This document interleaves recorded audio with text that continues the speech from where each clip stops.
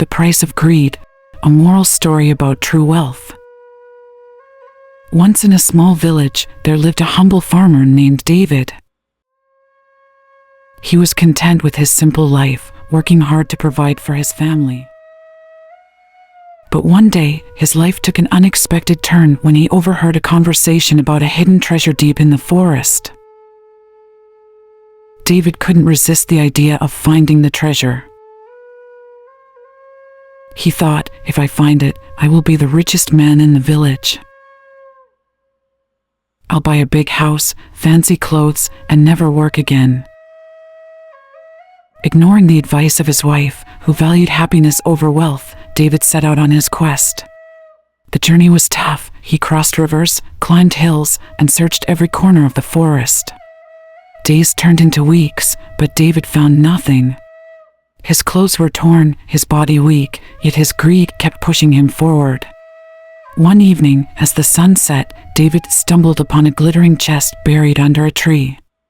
Excited, he dug it out and opened it to find gold coins and jewels. Overwhelmed with joy, he carried as much as he could back to the village.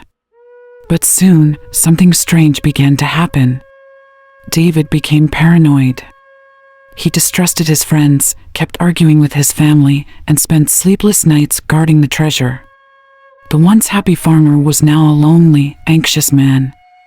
One day, David's young daughter came to him and said, "Father, we miss the old you. You used to laugh with us, tell stories, and work in the fields. Now, we hardly see you smile." Her innocent words struck David deeply. He realized that his greed had robbed him of his greatest treasure, his family and peace of mind. The gold he had sought with so much passion had brought him nothing but misery.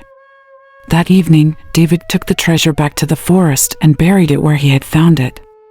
He returned home with a renewed sense of purpose and vowed never to chase material wealth again.